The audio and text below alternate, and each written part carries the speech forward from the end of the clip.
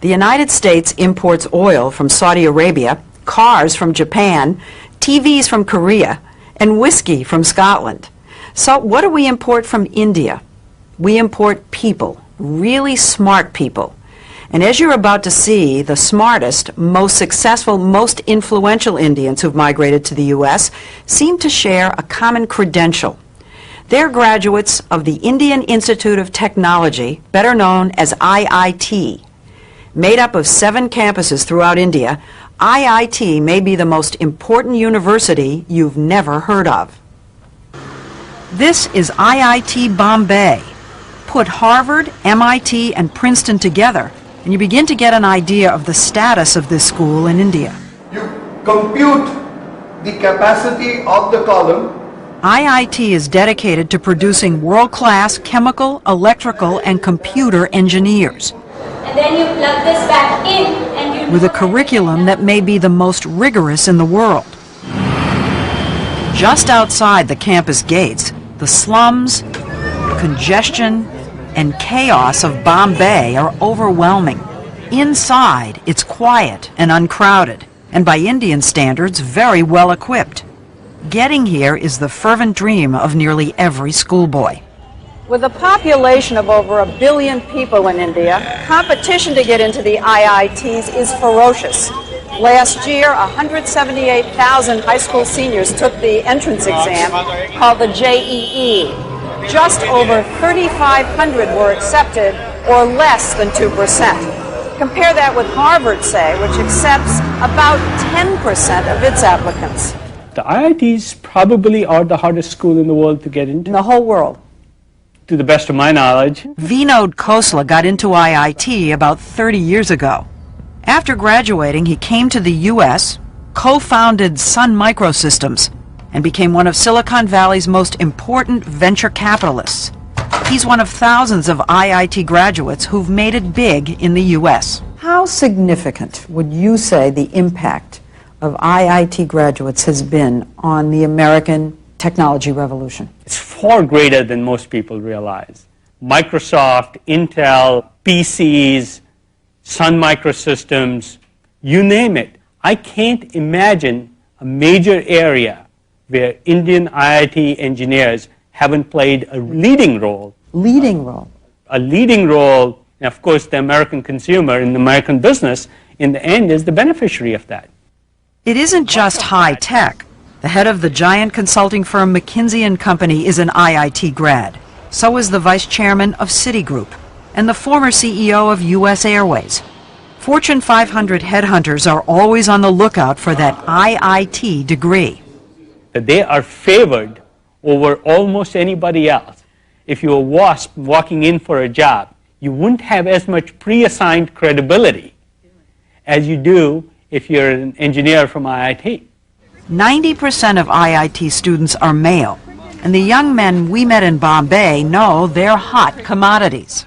The American companies love the kids from IIT. Thank goodness. That's what we've heard. That's what we've heard too. After I leave IIT Bombay, I hope to get a good job. So it can be a ticket to another way of life. Yes. Yeah, definitely. And a ticket out of India. How many of you think that you're going to end up in the United States? For a while, I think all of us would be there. Maybe at for some work. stage. At some stage. That's not the way it was supposed to be. I want my country to be strong. Nehru, India's first prime minister, created IIT 50 years ago, just after independence, to train the scientists and engineers he knew the nation would need to move from medieval to modern. He never imagined India would be supplying brain power to the whole world. Would you say that IIT graduates are India's most valuable export? Yes, undoubtedly. N. Ram, one of India's leading journalists, says that because the stakes are so high, a kid starts preparing early. Age 7, 8, 10. By the 10 you know whether you're made for it or not. This is the truth or not? And at least half of these 10-year-olds told us they think they're made for it. Not food? Yes. But just standing out in school won't be enough. Two valences to the other. At about 16, they enroll in a prep class where they're drilled for the IIT entrance exam. There are even pre-dawn tutoring classes. 4:30 to about 8, they're grilled, and then they go to school, Regular school. regular school. 4:30 to 8 a.m. Yes. Are you saying they do that every day? Yes, every day for that period. 2 years. Particularly 2 years. Classes 11 and 12, you do nothing but study. And parents hover and push and fret. I normally stay up all night and study for my exams. So during this preparation, my mother never used to let me prepare my own cup of tea. So if you stayed up all night, she stayed up all used night to make your stay tea? up with me, yeah. After years of preparation, the day they and their families believe will make or break the future finally arrives. On the day of the exam, my dad, my mom, and my younger brother, they all accompanied me to the center. I said, okay, now you can leave. I'll come home on my own. But I was literally amazed when I came back out of the center and see my parents and brother still waiting for me outside the center. How many hours? It was close to 6 hours. 6 hours of testing, then an excruciating month-long wait for the results. They put them up on the web and you can call Phone, them you up, can call and them. after 10 days you get a letter. So But it's on the web so everybody knows. Yeah. Yeah. You never get your marks. You just Nobody get your knows. all India rank. You just get your rank. Rank, so you first, second, third in the country. Right. Yeah. So it goes from So 1 to everybody 1 to knows. 3,000 roughly. So if you were 2,999, everybody knows. Everybody knows, and you're considered really lucky. The top rankers get their photographs in the paper and all. So The high ranks, the high Yes, ranks. he's one of of them. course. You were one of them? Yeah, somewhat, yeah. What number? I was 196. Did you get your picture in the paper? Oh, yeah. The ranking isn't just an ego trip. The top kids get to choose which campus they want and which major. It's a big deal in India. It is. Narayana Murthy, founder of the huge software company Infosys, is known as the Bill Gates of India. It's very easy to lose hope in this country. It's very easy to set your aspirations low in this country.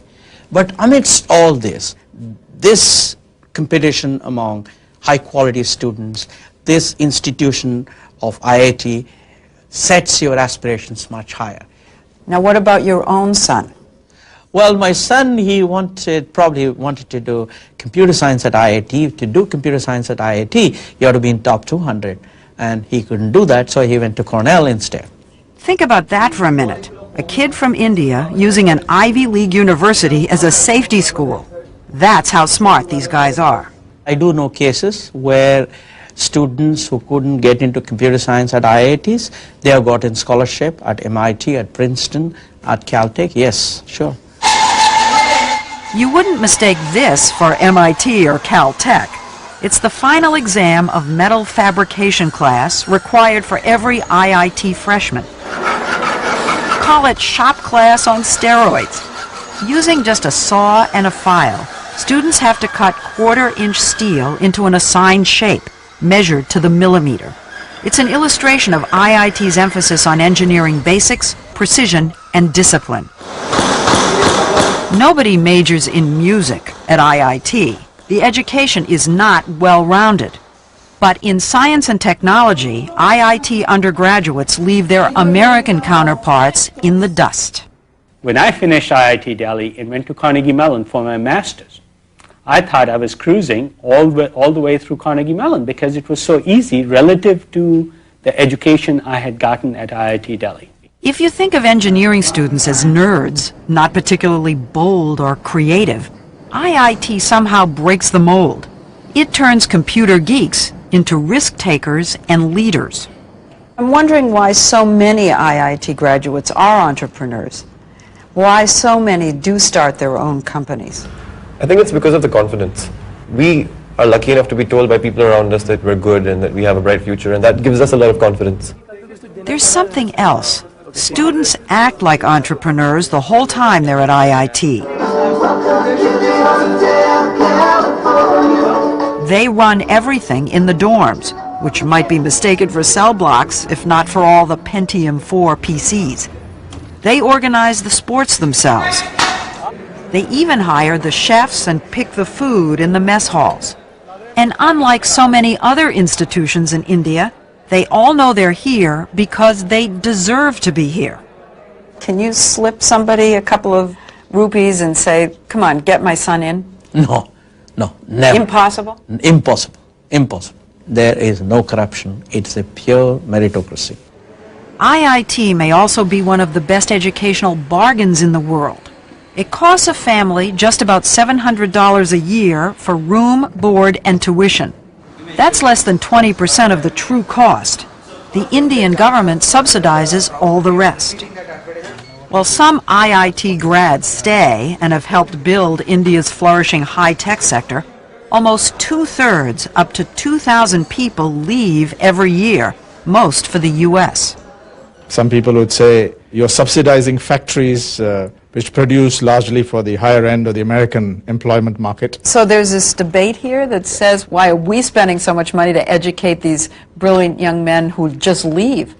You don't have to be crudely nationalistic to raise this question. There's a need here, there's a demand here, and these guys are simply not available. How many of them ever come back? Very small percentage. But my view is that we also have to work harder here to make it attractive for them to come back. Murthy is doing his part. His software company, Infosys, hires about 150 IIT graduates every year to stay and work in India. He says the brain drain doesn't worry him. Sure, Nehru wanted all these young men and women to contribute to the success of India, and they are contributing to the success of India in some way, because today the respect for the Indian professional is much higher in the United States than what it was in the 50s. But does that translate into investment money coming into India? Some of these people who have reached the higher echelons in the corporate world in the US, they have persuaded their corporations to start operations in India, whether it's Texas Instruments, whether it's General Electric, whether it's Citibank. So it does mean investment back here? Oh yes, it does mean. I have no question that India now is benefiting significantly from the cycling of knowledge, the back and forth, no question about it. And individual IIT grads are sending lots of money back home, too. But the U.S. still gets the better end of the bargain. How many jobs have entrepreneurs, Indian entrepreneurs in Silicon Valley created over the last 15, 20 years? Hundreds of thousands, I would guess. For this society? For this society here in America. For America to be able to pick off this human capital, these well-trained engineers with great minds, is a great deal.